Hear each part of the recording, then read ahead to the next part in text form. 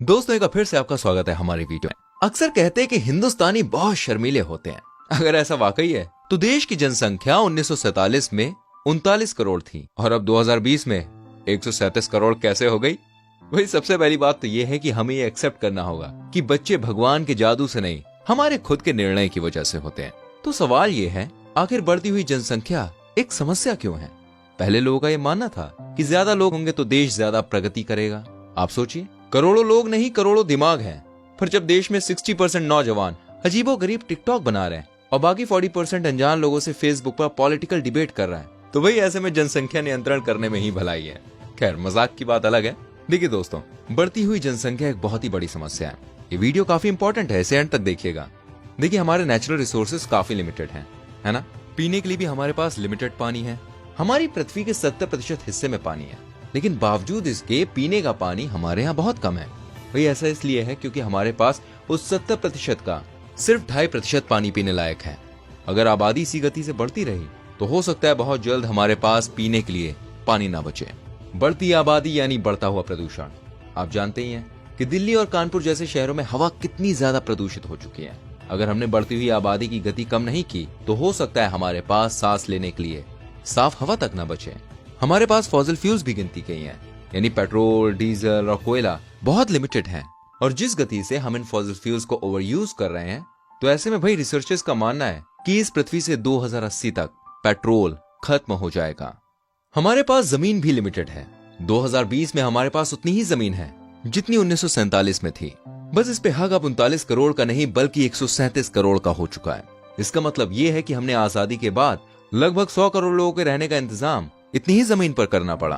दोस्तों, मुंबई पूरे विश्व की सबसे ज्यादा डेंसली पॉपुलेटेड शहरों में से एक है। मुंबई के 1 स्क्वायर किलोमीटर के एरिया में लगभग 35,000 लोग रहते हैं। जिस तरह से अभी खुद का घर एक गरीब परिवार का सपना है, बढ़ती जनसंख्या की वजह से खुद का घर एक मिडिल क्लास फैमिली का भी सपना बन जाएगा। जिस तरह से हमारी जनसंख्या बहुत तेजी से बढ़ रही है, हमें नए नए प्रोजेक्ट्स बनाने पड़ते हैं, नई बिल्डिंग्स खड़ी करनी पड़ती है। इस वजह से हम हर साल जंगलों को भी साफ करते जा रहे हैं। और दोस्तों, आप तो जानते ही हैं, पेड़ पौधों के बिना हमारा जीवन असंभव है। ज्यादा जनसंख्या होगी तो हमें अन्न का निर्यात भी ज्यादा करना पड़ेगा, जो कि बहुत मुश्किल है। ऐसा ना होने पर डिमांड बहुत ज्यादा बढ़ जाएगी और कम सप्लाई की वजह से खाने पीने की चीजों के दाम एकदम आसमान छूने लगेंगे। साधारण भाषा में इसका मतलब यह है कि अगर जनसंख्या पर नियंत्रण नहीं किया गया तो हम भूखे प्यासे रहेंगे। हमारे पास रहने के लिए कोई जगह नहीं होगी, ना हमारे पास रोजगार होगा, ना ही सांस लेने के लिए साफ हवा, और जो हमारा विश्व गुरु बनने का सपना है वो सपना ही रह जाएगा। अब सबसे इंपॉर्टेंट सवाल यह है कि आबादी बढ़ने के कारण क्या है, क्यों हम इतनी तेजी से बढ़ रहे हैं? तो सबसे पहले बात यह है कि कुछ सदी पहले स्वच्छता नहीं थी, हेल्थ केयर फैसिलिटीज काफी कमजोर थी और मेडिकल फैसिलिटीज भी काफी खराब थी, जिसकी वजह से अधिकतर बच्चों की मौत पैदा होते ही या फिर कुछ सालों में हो जाती थी। इसलिए हमारे पूर्वज 10-12 बच्चे पैदा करते थे, जिसमें से सिर्फ कुछ ही बड़े होते थे। 1950 के बाद हमने स्वच्छता पर ध्यान देना शुरू किया।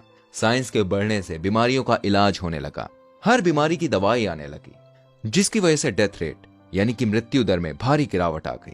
पर हमने ज्यादा बच्चे पैदा करने कम नहीं किए और 1950 के बाद हर वर्ष 2 से 3% जनसंख्या में वृद्धि हुई। पर धीरे धीरे लोगों को समझ में आ गई और आज शहरों में ज्यादातर लोग 2 ही बच्चे पैदा करने की सोचते हैं। लेकिन अभी भी सालाना हमारी जनसंख्या में 1.5% की वृद्धि होती है, यानी जो रिसोर्सेज हमें ही कम पड़ रहे हैं उसमें से हर साल 1.5 करोड़ नए लोगों का हिस्सा बढ़ रहा है, जो कि इजराइल, सिंगापुर और दुबई की कुल जनसंख्या के बराबर है। फ्रेंड्स, पॉपुलेशन विस्फोट की दूसरी वजह है चाइल्ड मैरिज और मल्टी मैरिज सिस्टम। भारत में बाल विवाह और मल्टी मैरिज की परंपरा प्रचलित है। शहरों में तो अब कम है, पर गाँव में अभी भी खूब प्रचलित है। शायद इसके कई किस्से आपने खुद अपनी आंखों से देखे होंगे या सुने होंगे। देश की लगभग 60% लड़कियों का विवाह 15 से 20 वर्ष की उम्र में किया जाता है, जिसकी वजह से वो कम उम्र में ही बच्चे को जन्म देती है। चलिए, ये बात मैं आपको एक उदाहरण के तौर पर समझाता हूँ। मान लीजिए एक लड़की है शीतल, जिसकी शादी 16 वर्ष की उम्र में हो गई। शीतल ने 18 वर्ष की उम्र में एक बच्ची को जन्म दिया। शीतल की बच्ची की भी शादी 16 वर्ष में हो जाती है और वो भी 18 साल की उम्र में एक बच्ची को जन्म देती है। अब शीतल की उम्र हो गई 36।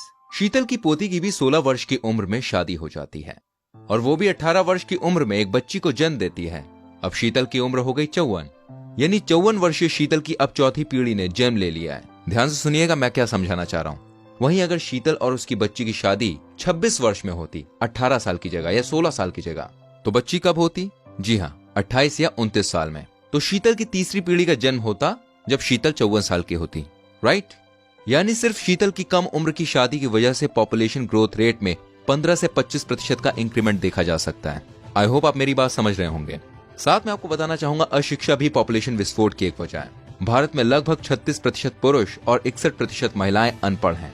ना तो उनको फैमिली प्लानिंग की जानकारी है और ना ही वो बढ़ती हुई आबादी के परिणामों के बारे में जानते हैं।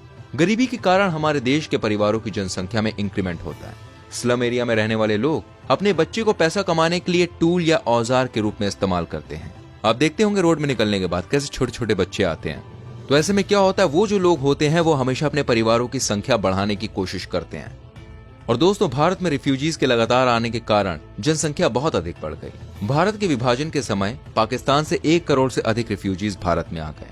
1962 में चीन के हमले के समय बड़ी संख्या में तिब्बती रिफ्यूजीज भारत आए थे। इसी तरह 1971 में 1 करोड़ से अधिक बांग्लादेशी रिफ्यूजीज भारत आए और आज भी इनका आना जारी है। इसके अलावा नेपालियों का लगातार आगमन अभी भी जारी है। श्रीलंकाई तमिल समस्या के कारण 5 लाख से अधिक तमिल रिफ्यूजीज भारत आए थे। अधिकतर इन शरणार्थियों के पास ना रोजगार होता है और ना ये पढ़े लिखे होते हैं। इस वजह से 4 से 5 बच्चे पैदा करके देश की एवरेज को बिगाड़ते हैं। इन रिफ्यूजीज की शादी भी जल्द उम्र में हो जाती है। ये सभी जनसंख्या विस्फोट के लिए जिम्मेदार हैं। 2020 में भी जनसंख्या तेजी से बढ़ रही है। इसका कारण यह है कि यहाँ पर लोगों को बच्चा पैदा करने में शर्म नहीं आती, पर बच्चा पैदा होने की प्रक्रिया के बारे में बात करने में बड़ी शर्म आती है, जिसे हम सेक्स एजुकेशन कहते हैं। हमारी एक ये भी सोच है कि हम बुढ़े हो गए तो हमारा सहारा कौन बनेगा, या हमारी संपत्ति और नाम को आगे कौन बढ़ाएगा, है ना।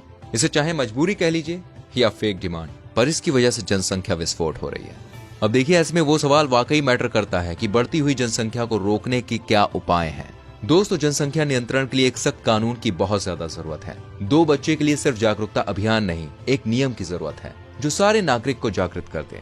लोगों को सबसे ज्यादा डर टैक्स और सरकारी सुविधाएं खोने का है। एक डेडलाइन के बाद 2 से अधिक बच्चा करने वाले माँ बाप पर अगर ज्यादा टैक्स लगा दिया जाए और उनसे कुछ सरकारी सुविधाएं छीन ली जाएं, तो हो सकता है जनसंख्या बढ़ोतरी में गिरावट आए। चीन ने एक चाइल्ड पॉलिसी इंप्लीमेंट करी थी और मैं आपको बता दूं, आज चीन की पॉपुलेशन ग्रोथ प्रति वर्ष 0.5% है, जो कि भारत से आधी है। अगला उपाय मेरा फेवरेट उपाय है, इसे हम कहते हैं एडॉप्शन। दोस्तों, हमारे मन में यह बात भर दी गई है कि खून का रिश्ता आखिर खून का ही रिश्ता होता है। अगर हम इस छोटी सी सोच से बाहर आ जाएं और एक अनाथ बच्चे को गोद ले लें, तो उस अनाथ बच्चे की भी जिंदगी बन जाएगी और जनसंख्या में नियंत्रण भी होगा। यकीन मानिए, मेरे हिसाब से इससे ज्यादा पुण्य का काम कोई नहीं हो सकता। सरकार को उन माँ बाप को टैक्स में कुछ छूट देनी चाहिए और कुछ अधिक सरकारी सुविधाएं देनी चाहिए जो अनाथ बच्चों को गोद लेते हैं। दोस्तों, मैं आपको बता दूं, एक रिसर्च से बात पता चली है कि जनसंख्या में वृद्धि का एक अहम कारण है हमारा खुद का समाज। किसी कपल की शादी होते ही वे उन पर बच्चे होने का दबाव डालना शुरू कर देते हैं और सवाल करने लगते हैं, अरे कोई खुशखबरी नहीं है, अब तो 1 साल हो गया, अरे बहुत टाइम हो गया। और जो आम आदमी बेचारा बच्चा ना करना चाह रहा, उस पर क्या इल्जाम लगता है, नपुंसकता का, जिसके दबाव में आकर हर कपल को बच्चा करना पड़ता है। हो सकता है किसी की आर्थिक स्थिति सही ना हो, या फिर वो कुछ साल अकेले बिताना चाहता हो। भाई, हम कौन होते हैं कि दूसरों के निजी जीवन में अपनी टांग अड़ाएं, लेकिन लोग कहाँ मानते हैं। कहने को तो बाल विवाह एक गुनाह है, पर आज भी गांव में बाल विवाह काफी कॉमन है। सरकार को इसके खिलाफ सख्त कदम निकालने चाहिए, क्योंकि वो कितना खतरनाक है ये मैं आपको बता चुका हूँ। दोस्तों, सरकार को सेक्स एजुकेशन और फैमिली प्लानिंग के लिए लोगों को जागृत करना चाहिए। अधिक से अधिक लोगों को सामाजिक सुरक्षा योजनाओं के तहत कवर किया जाना चाहिए, ताकि वो इन सुविधाओं के साथ वृद्ध अवस्था, बीमारी, बेरोजगारी आदि की स्थिति में बच्चों पर निर्भर न रहें। इससे इनको अधिक बच्चे करने की इच्छा नहीं होगी।